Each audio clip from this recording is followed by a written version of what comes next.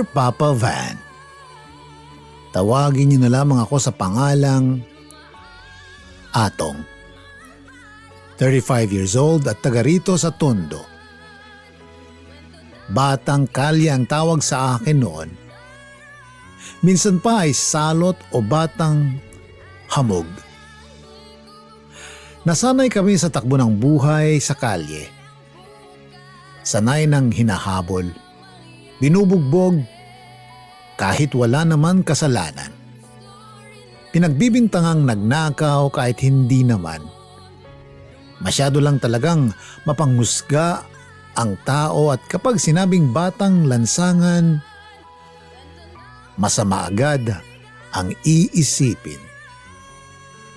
Hindi ko naman masisisi na gano'n ang tingin sa akin dahil sa dami na nga ng mga nasangkutan ng mga batang lansangan na kung ano-anong kalokohan ay nasanay na ang tao sa isiping lahat ng batang lansangan ay iisa ang ugali.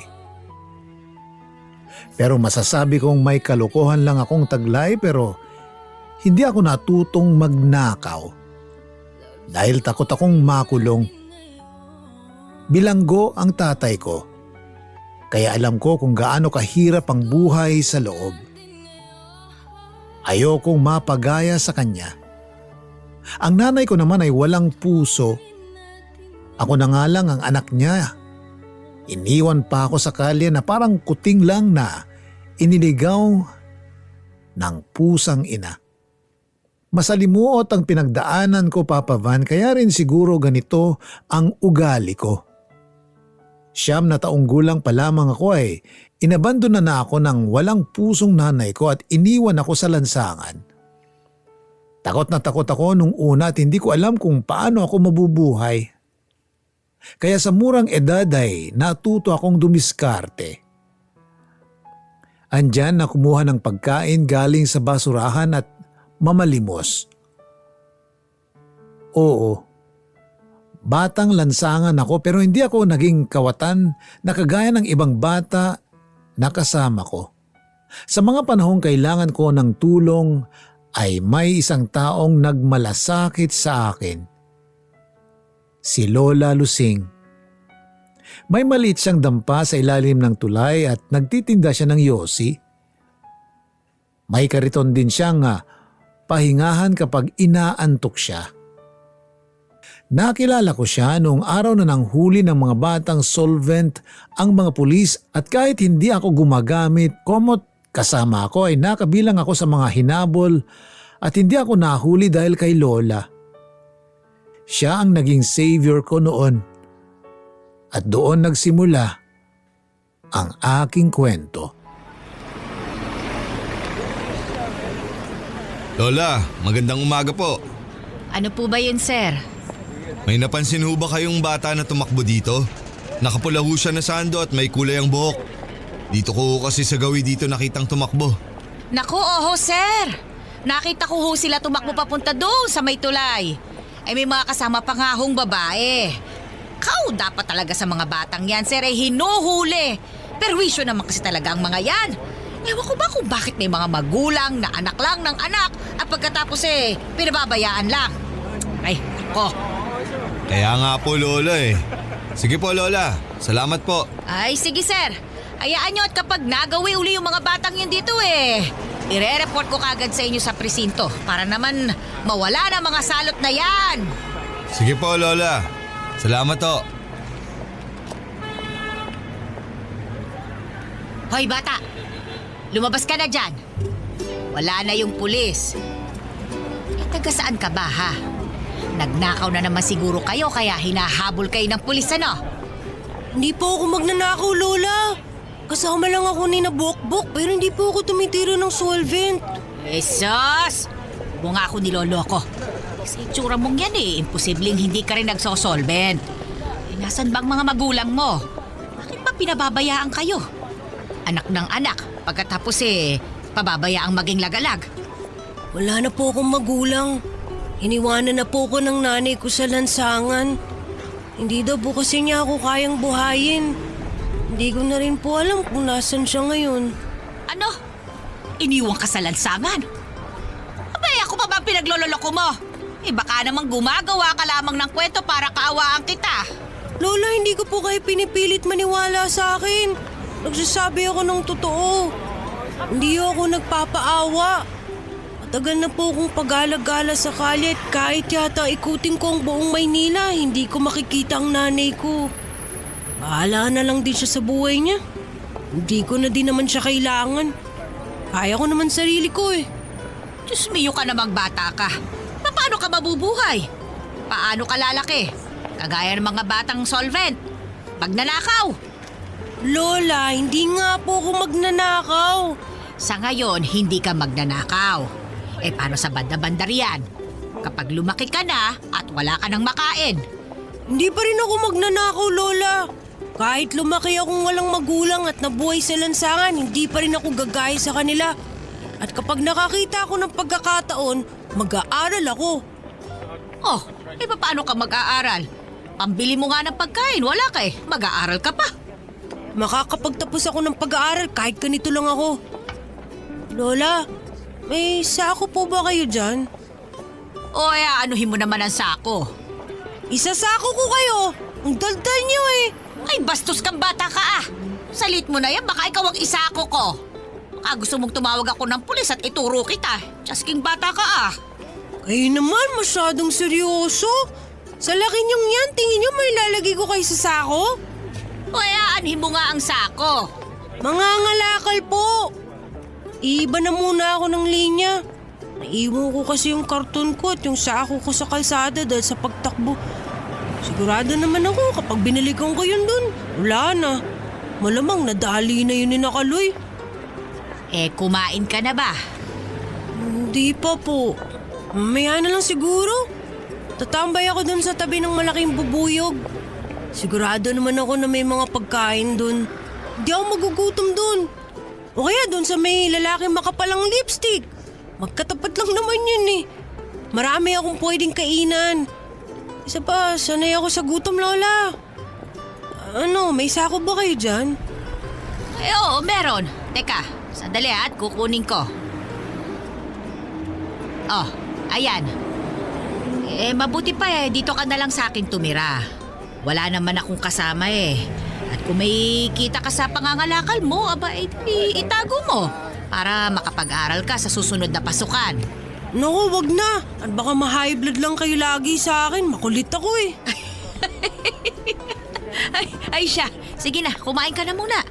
At mamaya dito ka na sa kariton ko matulog. Bantayan mo ito, ha? Bahala na mamaya, Lola.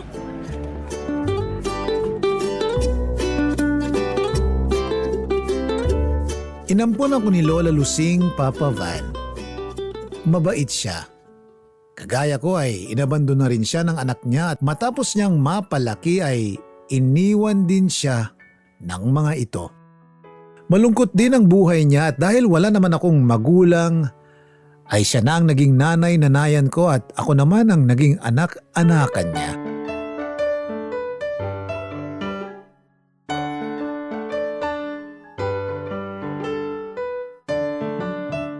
Atong, dumaan dito si Nakaloy Huwag ka nang sasama-sama sa mga yon, ha?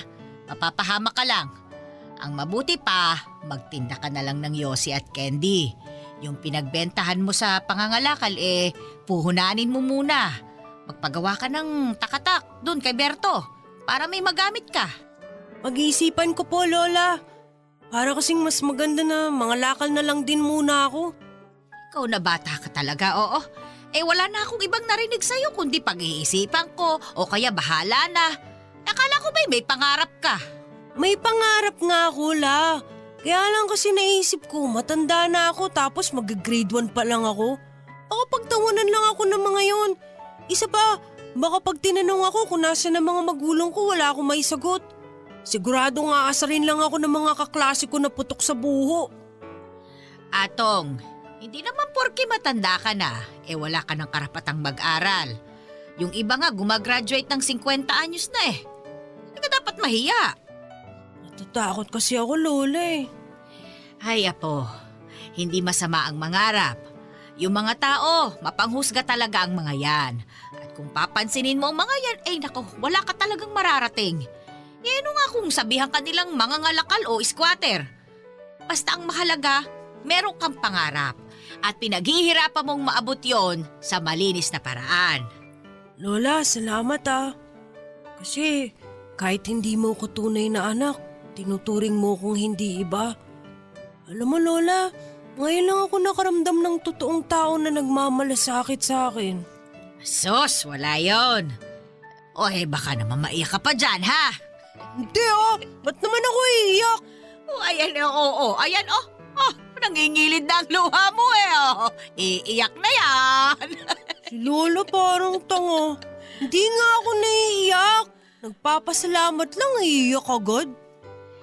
Nako, napakadrama mo rin kasi wala naman tayong radyo. Aba daig mo pa yung mga naririnig kong drama sa radyo Ewan ko sa'yo, Lola. Yung gamot mo palala, nainom mo na ba? Oo, kanina pa. Bago ka umalis, kumain ka muna ha. Baka mamaya sa malaking bubuyog ka na naman pumunta. Sabi sa akin ni Butchoy, nakita ka daw niya kahapon na nakatambay na naman doon. Ano bang ginagawa mo doon at palagi ka na lang nakatambay doon? Wala na. Natutuwa lang talaga akong tumambay doon kapag wala akong ginagawa. Nakikita ko kasi doon yung mga bata na ang saya palagi tapos ang kasama mga nanay nila. Naisip ko, ano kayang pakiramdam ng may nanay? Ayun! Nagdadrama na naman ang apo ko. Teka, ano nga bang araw ngayon? Linggo? Anong petsa na ba? March na, Lola. March 19. Aba, ay birthday pala ng anak ko ngayon. Kumusta na kaya siya? Ayun, nagdadrama din ang matanda. Huwag niyo nang isipin yun. Pinabayaan na nga kayo dito at hindi man lang kayo inintindi matapos niyo silang mapagtapos ng pag-aaral. Mga walang puso. Hoy, hindi ako nagdadrama ha. Naalala ko lang ang birthday niya. Masama bang alalahanin ko yung paminsan-minsan? Tamuhong bata ito Mukhang pag nagtuloy-tuloy kwento mo iiyak ka din tapos tutulusipon mo. Napakaloko talaga ng batang ito. Maligo ka na nga at may pupuntahan tayo. Saan naman tayo pupunta? Himalaya yata, aalis ka sa lungga mo. Napakarami mong tanong. Sige na, maligo ka na dun. Paano ako maliligo? Yung tubo na sira doon sa labas, inayos na. Ay siya, sige. Magwisik-wisik ka na lang dyan. Tapos magbihis ka ng maayos. At samahan mo ako. Ayos na tong suot ko la. Malinis naman to. Ay basta magbihis ka ng maayos. At samahan mo ako sa ospital. Okay na to la. Naku, babatukan kita riyan Napakakulit mo. Sulong na! Sige, ikaw rin. Magbihis ka ng maayos at kakain tayo sa loob ng malaking bubuyog. Talaga, Lola? Kakain tayo sa loob ng malaking bubuyog? Baka nilalagnat ka. Mahal ang pagkain dun. Baka lagas ang isang taon mong ipon. Che! Ano ba akala mo sa akin? Walang pera? At saka nga birthday ng anak ko. Kung hindi niya ako naaalala, di ako na lang ang aalala sa kanya, hindi ba? Bilisan mo na ang kilos dyan bago pa magbago ang isip ko. Sige, ikaw rin. Tuwang-tuwa ako ng mga oras na yon, Papa Van. Makakapasok na din ako sa wakas sa malaking bubuyog nang hindi ako tinataboy ng guard. Makakapagyabang na ako at masasabihan na din ako ng "Thank you for coming, sir." Talo ko pa ang tumama sa loto ng mga sandaling yon. Hindi mapaknit-paknit ang ngiting nasa labi ko ng mga sandaling yon. Masaya kami ni Lola, Papa Van. Kahit nakatira lang kaming dalawa sa barong-barong, ay hindi yun naging daan para makaramdam kami ng hirap. Napamahal na sa akin si Lola at hindi ko yata kakayanin kapag nawala siya sa akin. 57 na si Lola at mukhang mas matanda ito sa edad niya dahil puro uban na ang buhok niya. Para itong laging galit at nakasigaw pero nuknukan naman ng bait. Palagi niya akong sinasabihan at pinapangaralan at wala rin sa hinagap ko na darating ang isang araw na may isang taong kukupkop sa akin at ituturing akong isang tunay na anak. Bagay na hindi na ipadama sa akin ng tunay kong ina. Pero sadya yatang sinusubok ng tadhana ang katatagan ko. Grade 3 na ako at katatapos ko lang kumuha ng PEPT. Exam yon para sa mga estudyanteng overage. Pinapa-exam kami at kung makapasa ay lalaktaw kami at mapupunta sa grade kung anong akda sa edad namin. Malapit na ako sa barong-barong namin nang mapansin ko na maraming tao. Maya-maya pa'y kita ko na ang kapitbahay namin na buhat-buhat nito si Lola. Hindi agad ako nakapagsalita at parang natulala na lamang ako. Namatay si Lola. Nawala ang kaisa-isang tao na nagpakita ng pamamalasakit at pagmamahal sa akin. Naiwan na naman akong mag-isa. Sobrang lungkot ko, Papa Van. Nakaramdam na naman ako ng takot. Takot na huli kong naramdaman nung iwan ako ni Mama sa lansangan. Paano na ako ngayon? Paano ako mabubuhay? Saan na naman ako pupulutin? Paano ang pag-aaral ko? Paano na ako? Sobrang dami kong tanong pero lahat yon ay hindi ko alam ang kasagutan. Pinatikim lang pala ako ng konting kaligayahan. Nakakalungkot mang isipin ay pinagpatuloy ko ang paglaban. Nag-aral ako hanggang sa makilala ko si Ma'am April, ang masungit kong teacher at ang babaeng unang nagpatibok ng aking puso. Ganda talaga ni Ma'am April, no? Maganda talaga siya, tol. Crush nga din siya ni Harold eh. Hindi lang pala si Harold, marami pa. Ligawan ko kaya si Ma'am. Naku tol, huwag ka nang kumasa. Balita ko, walang maaporma dyan kay Ma'am eh. Saka 25 na yan. Samantalang ikaw 19 pa lang. Wala naman bata-bata pagdating sa pag-ibig ah. Malay mo naman. Ako na pala ang hinihintay na pag-ibig ni Ma'am kaya di pa siya naiinlove. Mangarap ka. May chikot nga, binasti daw niyan eh.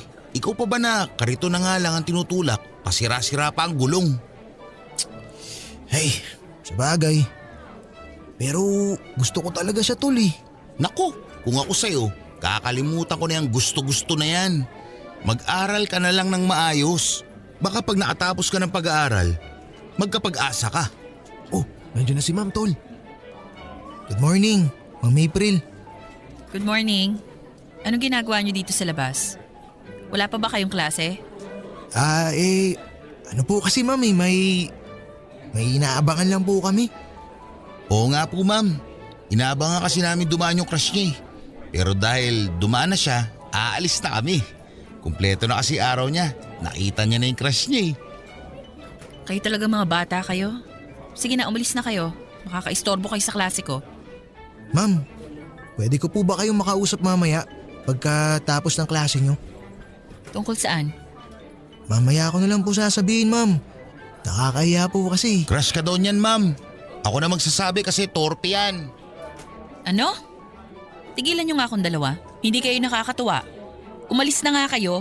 Parang tanga ka naman tol eh. Bakit sinabi mo? Paano pa ako didiskarte kay Ma'am yan? Sige po ma'am, alis na kami. Mamaya ma'am, paglabas nyo, ihahatid ka daw niya. Tol, ano ba? Umalis na kayo. Huwag niyo akong idamay sa kalokohan niyo ha. Sorry Ma'am. Sige po, alis na kami. Ma'am? O ano? May problema ka? Umalis na kayo. Baka isumbong ko kayo sa advisor niyo. Opo Ma'am, sige po. Ma'am, Ano na naman? pumayag na kayo na ihatid ko kayo mamaya sa bahay niyo. Kaya kong umuwi. Hindi ko kailangan ng asong bubuntot-buntot sa akin. Grabe naman kayo ma'am. Aso po agad. Mayag lang kayo ma'am na magpahatid sa akin. Hindi ko na kayo kukulitin. Okay, sige. May kotse ka ba? Kasi kung ihahatid mo ako sa bahay, dapat may kotse ka. Yun lang. Wala po akong kotse ma'am eh. Pero may kariton ako ma'am. 3 nga lang yung gulong. Pero pag sumakay kayo dun, nakaupo kayo sa gitna. Tapos may malaking payong. Siguradong prinsesa ang dating nyo noon ma'am. Oo nga ma'am, ang ganda mo pag doon ka sumakay. Walang sinabi ang mga nakakotse. Tapos kakaway-kaway ka pa na para sa sagala. Astig yun! Sikat! Oo nga naman ma'am. Ano, payag ka na po bang magpahatid sa akin? Sige, ihatid mo ko. Doon sa Antipolo gamit ng kariton mo. Ano, papayag ka? Layo nun ah. Ma'am, nasa Sampaloc, Maynila po tayo. Baka naman po gusto nyong sa Batangas na lang namin kayo ihatid. Para kasing ang lapit lang ng Antipolo. Layuan nyo pa ma'am. Yan! Yan ang alam nyo. Puro kalokohan. Manda kayong dalawa mamaya sa klase ko. Pumayag na po kasi kayo ma'am. Malinis naman yung kariton ko ma'am. Di nga lang naka-aircon. Pero kung gusto nyo, isasama natin tong si Joseph ma'am para tagapaypay nyo habang nakaupo kayo. Oo nga ma'am, kung gusto nyo, ngayon pa lang paypayan ko na kayo eh. Lakas pa ba ma'am? Okay na po ba yan? Umalis na nga kayo! Hindi ako interesado sa kariton nyo.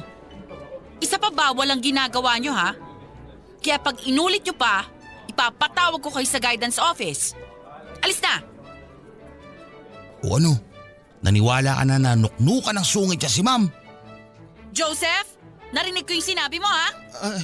Tara na tol! Masungit yan tol, pero maniwala ka. Bibigay sa akin yan. Magiging syota ako yan si ma'am. Sira, wag ako. Itulog mo na lang yung pangarap mo. Makakagawa ka pa ng muta. Teka, may pambayad ka na ba doon sa project natin?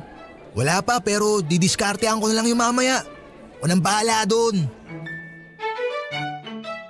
Tama si Joseph. Hanggang pangarap na lamang ako. Pangarap na kahit siguro ipikit at imulat ko ang mata ko, ay hindi matutupad.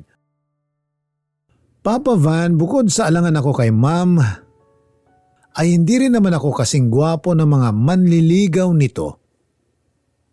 Pero sabi nga nila, wala namang hindi nadadaan sa tiyaga. Hi ma'am. Ikaw na naman? Pwede ba wala akong time sa kalokohan mo ngayon? Busy ako. Ma'am naman eh. Hindi naman kita kukulitin eh. Tinalaan pa nga kita ng merienda. Alam mo bang bawal ang teacher-student romantic relationship? Isa pa, hindi ako kumakain ng kikiam. Kainin mo na lang yan. Kung sana ang ipinambili mo niyan, inipon mo na lang at idinagdag sa baon mo, sana hindi ka nahihirapan ngayon. Ma'am, alam ko naman po talaga na alangan ako sa estado ng buhay niyo. Pero ma'am, gusto ko talaga kayo eh. Alam mo Atong, hindi naman sa minamaliit kita. Pero kung ako sa'yo, aatupagin ko na lang ang pag-aaral ko. At pag natapos ka na sa pag-aaral mo, makakahanap ka ng babae na para sa'yo. Yung kaedad mo. Wala kang aasahan sa akin. Hindi ako susuko ma'am. Maghihintay ako. Kahit ilang ulit niyo akong ayawan, liligawan ko pa rin kayo ma'am. Atong bawal ang ginagawa mo. Gusto mo bang mawalan ako ng lisensya dahil sa'yo? Kung bawal dito sa school ma'am, edi sa labas na lang kita liligawan. Hindi mo ba naiintindihan, Atong? Ayoko sa'yo. May boyfriend na ako. At kung sakali na wala akong boyfriend sa ngayon, magbo-boyfriend ako at siguradong hindi ikaw yon.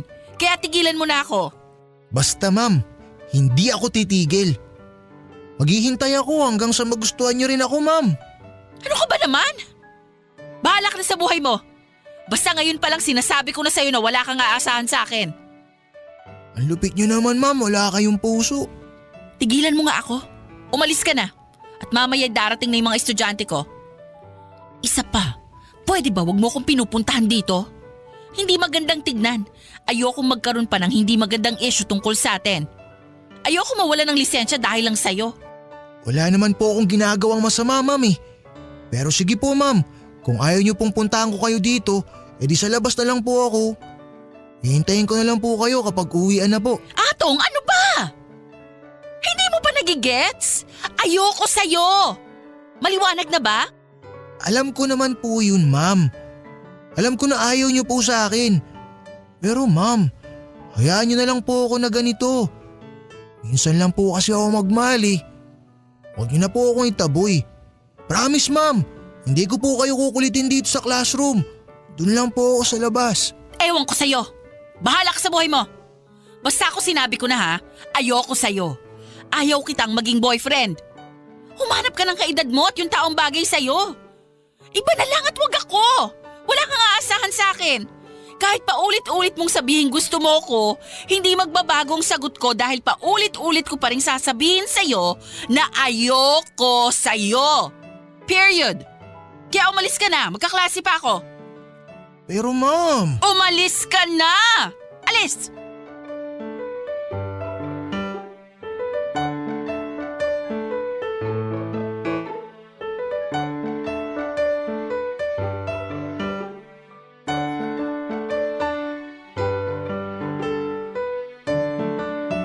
Anong balita, tol? Para kang binagsakan ng langit at lupa ah. Busted na naman ba? Alam mo naman tulad ng dati. Pero hindi talaga ako titigil, tol. Tinamaan talaga ako kay Ma'am April eh. Ngayon lang ako nagmahal ng ganito. Siya ang inspirasyon ko, tapos paulit-ulit niyang sinasabi sa akin na ayoko sa'yo. Sakit ng tol. Talab na talab eh. Damang-dama ko. Punit na punit yung puso ko. Tol, mahirap ba talaga akong mahalin? Hindi ka mahirap mahalin, tol. Ang astig at ang gwapo mo nga eh. Alam mo, tol, katunayan nga, in love na ako sa'yo eh. Sira ulo. Takte ka. Pero seryoso ako. Seryoso yung nararamdaman ko para kay Ma'am April. Walang halong kalokohan yun. Tsaka huwag mo na ako niloloko, lalong sumasakit yung puso ko eh. Nabasted na nga yung tao eh, ginaganyan mo pa. Alam mo, sa totoo lang, tingin ko kaya ako nababasted siguro dahil sa'yo. Lagi kang alanganin eh. Langanin yung mga hirit mo, parang tanga lang. Alam mo kasi, tol, kaibigan mo ako eh. Ang gusto ko lang naman, magising ka sa katotohanan na langit ang pangarap mo. Wala kang pag-asa dun, tol. Isa pa, wala ka talagang panama sa mga manliligaw nun. Kahit yata ialay mo ang buwan at bituin, hindi ka papatulan nun. Kaya tol, gising na. Baka kasi bangungutin ka, mahirap na. Alam mo ikaw, sa halip na palakasin mo yung loob ko, lalo mo lang pinahihina eh. Kaibigan ba talaga kita? Eh anong gusto mo? Sabihin ko sa'yo na, sige lang tol, ipagpatuloy mo lang yan. Na okay lang maging tanga kasi may pag-asa ka. Kahit alam ko naman na wala ka ng pag-asa. Alam mo, ang mabuti pa, pumunta tayo sa malaking bubuyog mamaya. Hiring daw doon at pwedeng working student. Paano yung requirements ko? Alam mo naman kapos ako ngayon. Mahina yung kalakal eh. Hindi ko nga alam kung saan ako kukuha ng pambayad sa ambagan natin sa project bukas eh. Yun nga ibinili ko ng kikiam na ibinigay ko kay Ma'am April. Baong ko ngayon yun. Alam mo tol, seryosong usapan ha. Kung ako sa'yo, titigilan ko muna yung ilusyon mo kay ma'am. Kasi kalokohan lang yung ginagawa mo eh. Nagtitiis kang walang makain, may maibigay ka lang kay ma'am. Tapos binabaliwala lang niya, pinagmumukha ka pang tanga. Hindi mo ba naisip na kung uunahin mong pag-aaral kaysa panliligaw, may magandang kinabukasan ka pa. Hindi na kasi tamang ginagawa mo sa buhay mo tol eh. Pero hindi naman kalokohan yung nararamdaman ko tol eh. Oo nga, hindi nga kalokohan. Katangahan. Hindi mo ba naisip ang pinagdadaanan mong hirap? Ito tol ha, ipapaalala ko lang sa'yo ha. Baka kasi nakakalimutan mo. Iniwan ka ng nanay mo sa kalsada. Kinupkup ka ng lola lusing mo at namatay. Kaya ngayon, mag-isa ka na lang uli. Hindi ka ba napapagod sa pagdudusa? Sanay ka na bang nasasaktan? Harap-harapan ka na itinataboy ni mami. Hindi ka ba naawa sa sarili mo niyan tol? Gumising ka na nga. Bakit hindi mo na lang ayusin ang sarili mo at mag-aaral ka mabuti? Maghanap ka ng trabaho na kayang suportahan ang pag-aaral mo at hindi ang karito na lagi mong hinihila. Maraming magagandang oportunidad sa paligid. Matapang ka diba? Malakas ang loob mo. Huwag mo naman hayaan na pahinain ka ng isang babae lang. Mahal ko kasi talaga siya tol eh. Siya lang yung babae nagpatibok ng puso ko. Makakahanap ka pa ng babae. Andyan lang naman yung mga yan eh. Kapag nakatapos ka na ng pag-aaral, makikita mo, mag-uunahan sila sa'yo. Ikaw na mamimili sa kanila. Ewan ko ba? Bahala na. Pero sige bukas, sasama ako sa'yo sa pag-a-apply. Baka nga tama ka tol. Pero sigurado ako hindi ko makakalimutan si ma'am. Si ma'am talaga yung gusto ko eh. Oo na, sige na. Oh, basta bukas mag-a-apply tayo ha. Ako na lang munang bahala sa gastos. Pero babayaran mo ako sa unang sahod mo ha. At huwag ka na magregalo dyan kay ma'am. Sayang lang naman, hindi rin naman niya gusto. Sayang lang yung pera mo, pati effort mo. Sasakit pa ang tiyan mo sa gutom. Oo na. Salamat tol ha. Ayun. Nasaktan ako sa sinabi ni Joseph, Papa Van. Pero naisip ko na tama naman siya at maling-mali talaga ako. Pero mahal ko talaga si Ma'am at hindi ko kaya na mawala siya sa akin. Minsan lang ako magmahal. At si Ma'am lang ang mamahalin ko kahit paulit-ulit niya akong itaboy.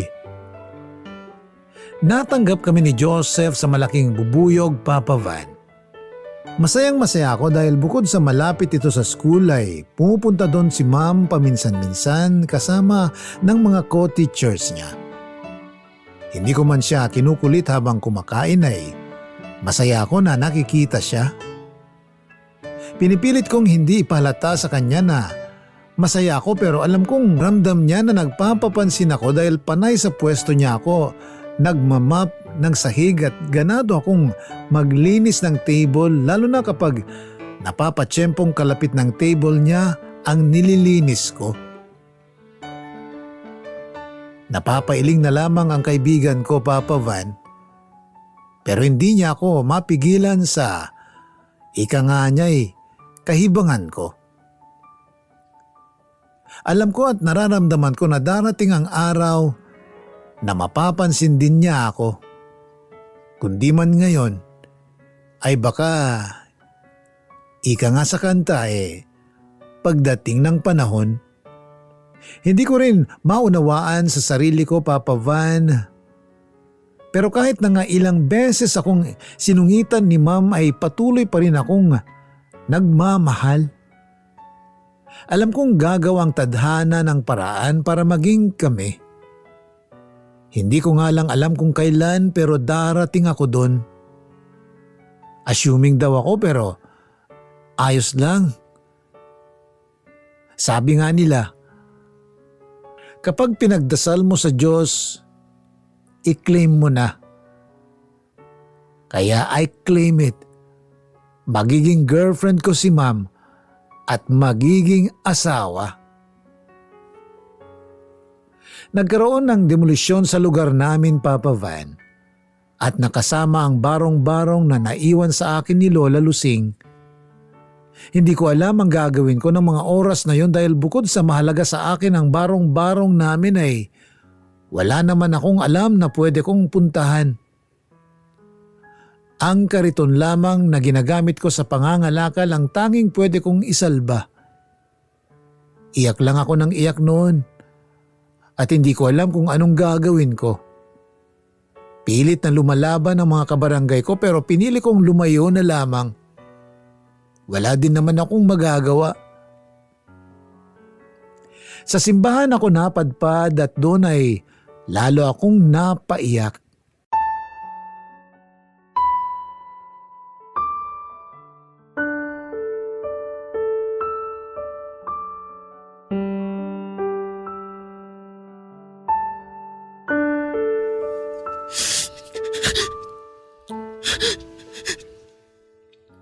Atong, Ma'am?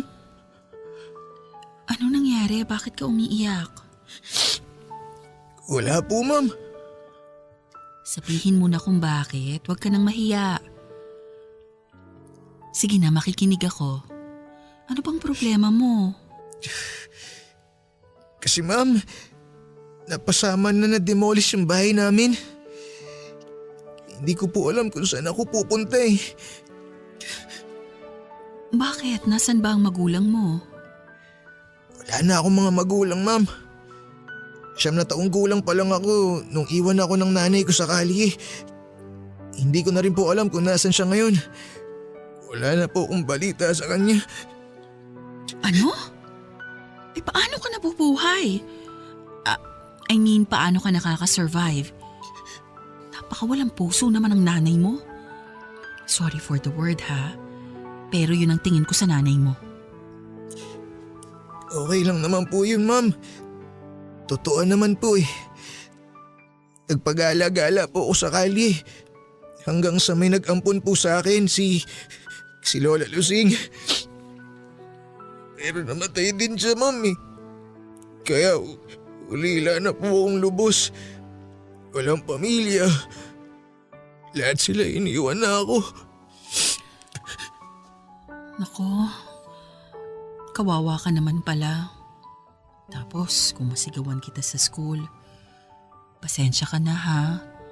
Hindi ko talaga gusto ang mga ganong style ng estudyante eh. Bigla tuloy akong nakonsensya dun sa kikiam na tinanggihan ko. Okay lang po yun, ma'am. Pasensya na rin po kayo kung makulit ako ha. Wala yun. Ngayong nakikita ko ang sitwasyon mo, nauunawaan ko. Mabuti pa magdasal ka. Siya lang kasi ang masasandalan mo ngayon eh. Opo, ma'am. Ma'am, baka hindi po ako makapasok bukas. Pakisabi na lang po kay Ma'am Garcia na absent po ako kasi hahanap pa po ako ng matitirhan. Sige, ako nang bahala. Saan ka matutulog ngayon? Wala bang relocation para sa inyo?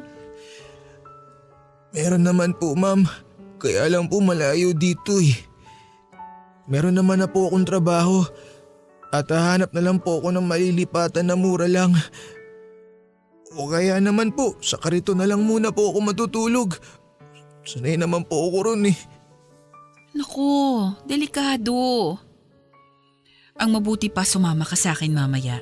Sa bahay ka na lang muna matulog. Naku, wag na po, ma'am. Nakakahiya naman po sa inyo. Huwag ka nang mahiya. Sina mama at papa lang ang kasama ko sa bahay. Isa pa, retired police ang papa ko. Kaya hindi ka uubra doon kapag paloko-loko ka. Mabait naman po ako, ma'am. Pero salamat na lang po. Doon na lang po muna ako sa kariton siguro. Baka rin kausapin ko si Joseph bukas. Baka sakaling pwedeng doon muna po ako sa dorm nila. Huwag ka nang umarte. Sa bahay ka na lang magpalipas ng gabi. May kwarto sa may garahe ni Papa na hindi ginagamit. Baka pwedeng doon ka na lang muna. Wag na po, ma'am. Hindi pwede. Pag tumanggi ka pa, wawasakin ko yung kariton mo. Aba, sasama na po ako, ma'am. Baka mawasak pa po yung kariton ko eh. Yun na lang po kasi yung kaisa-isang pamana sa akin ni Lola Lusing. Very good. Masunurin ka naman pala eh. Masunurin po talaga ako, ma'am. Lalo na po sa babaeng mahal ko. Ayan na naman tayo ha sa paligaw-ligaw na yan. Gusto mo bang isabit kita ng patiwarik? Huwag naman po, ma'am. Sige po. Kusa naman po akong sasama sa inyo eh. Okay, sige. Tulungan na kitang humila ng kariton mo. Ay, yan po ang wag niyong gagawin, ma'am.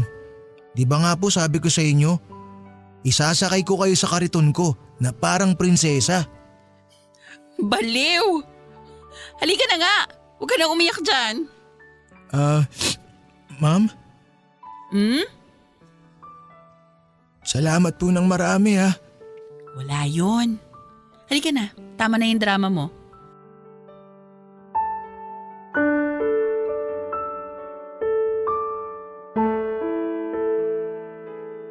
Sumama ako kay Ma'am Papa Van. Masayang masaya ako dahil mabait ang mama at papa niya. At gaya ng sabi ni April ay sa isang kwarto sa may garahe ako pinatira. Sinabi kong magbabayad ako ng renta pero hindi pumayag ang papa ni April.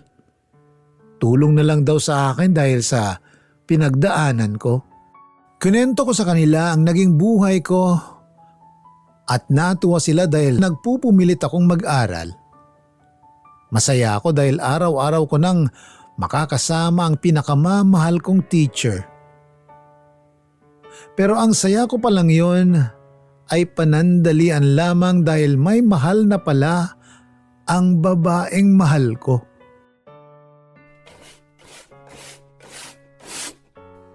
Hi, Atong.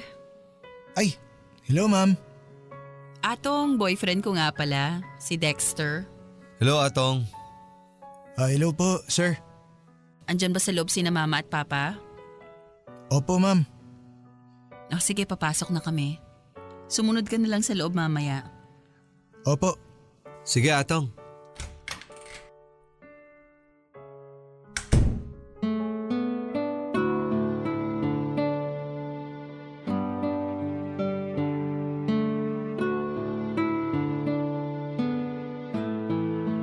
Sakit, tol. Ayan ka na naman eh. Pupunta ka dito sa bahay tapos magdadrama ka. Wala na tayong magagawa dun, tol. Kaya siguro ayaw magpaligaw kasi may boyfriend na nasa abroad. Alam mo bang ikakasal na din sila? Ang sakit-sakit, tol. Kaya pala lagi akong busted, may boyfriend na pala. Alam mo yung pakiramdam na umasa ka tapos sa bandang huli, baliwala ka lang pala talaga. Na wala ka pala talagang pag-asa at tinulungan ka lang kasi naaawa sa'yo. Tapos nung panahon na akala mo nag-aalala para sa'yo dahil gusto ka na, yung pala kapatid lang ang turing sa'yo. Hindi ka kasi naikinig sa akin eh. Sinabi ko naman sa'yo na kalimutan mo na yan si mami. Mag-aral ka na lang at pag nakatapos ka, edi saka ka maghanap ng babae siseryosohin. Ang kulit mo din kasi, saka ang babata pa natin oh. Huwag mo na yan isipin mo. Na friendzone ako, tol. Mas grabe pa nga ron eh. Kasi para ko na siyang kapatid kasi nga kinupkup nila ako. Akala ko kasi yun na yun eh. Yung pagmamalasakit niya sa akin, nandun na yun eh, tol. Yung kasabay ko siyang umuwi. Pagising ko sa umaga, nakikita ko na yung ngiti niya. Tapos ako namang tanga, araw-araw na masaya. Araw-araw na inspirasyon siya tapos sa huli nga. Bakit ba parang ang ilap sa akin ang kaligayahan, tol? Yung nanay ko iniwan ako. Si Lola Lusing iniwan din ako. Tapos ngayon naman si ma'am. Nakaisa-isang babaeng minahal ko. Hindi pa nga nagiging kami, magpapakasal na sa iba. Bakit kasi ganun, tol? Salot ba ako? Wala naman akong mabigat na kasalanang ginawa sa mundo ah. Mabait naman ako.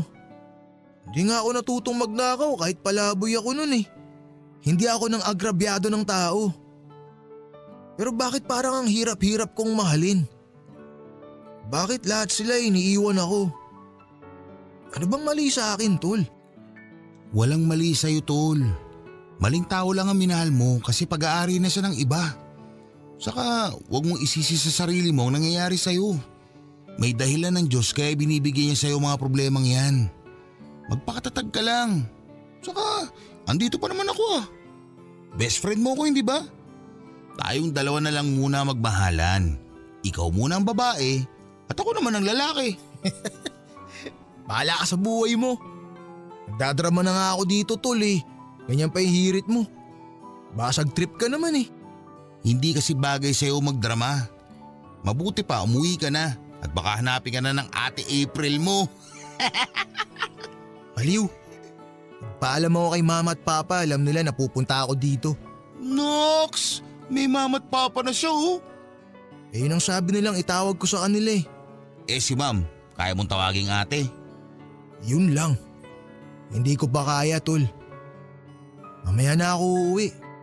Hindi ko pa kaya makita ang taksil na si Aprilin. Nagtaksil agad hindi nga naging kayo. Friendzone ka nga eh. Sabi na kasing gumising na sa katotohanan para hindi nasasaktan. O sige na, sige na. Ikaw na ang hindi pa nai-inlove. Pero teka, bakla ka ba, tol? Baka naman may gusto ka talaga sa akin kaya ganyan kakabait sa akin ha. Shh, huwag ka nga maingay. Baka marinig nila mama. Malaman nila na baklos ako at ilubog ako sa drum at di napaahunin. Tangik! Ako, bading? Ikaw, mahal ko? May taste to, no? Umuwi ka na, tol, para may masmasan ka. Pais nga, tol. Bango mo, tol ah. I love you, tol. Big time.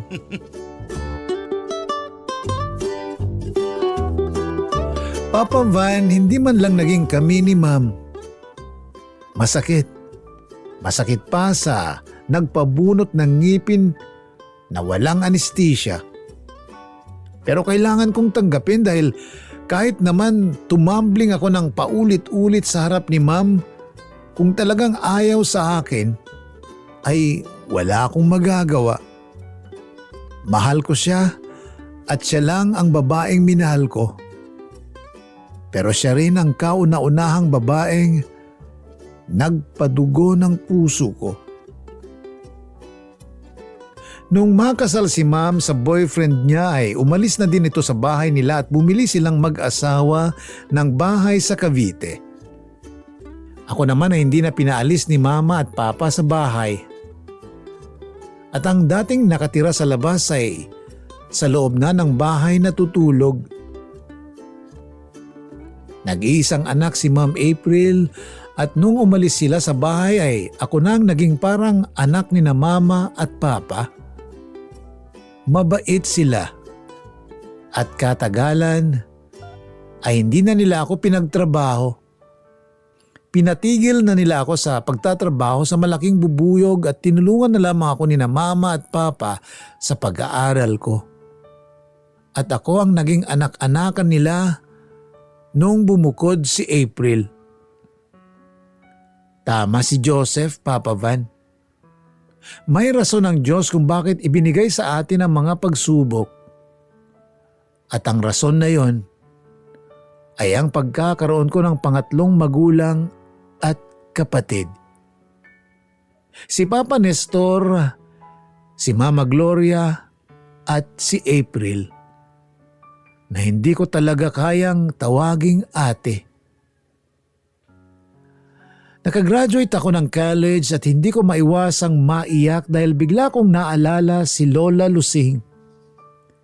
Kung sana'y buhay pa siya, ay sa kanya ko iaalay ang diploma ko. Pero alam ko na masaya na si Lola dahil alam niyang natupad ko na ang pangarap ko. Ang makapagtapos ng pag-aaral. Ang pag-girlfriend ay saka ko na lang iisipin. Hanggang dito na lamang. Ako ang inyong kapuso at kabarangay forever. Atong. Minsan lang sa mundo isinilang ang isa ako sa kabilang dako ay nilalang at kabiyak ng puso.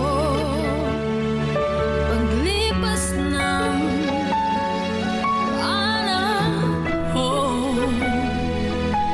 kasabay ng ikot ng mundo, landas ay nagtagpo. Pag-iibigan ay nabuo. Ligaya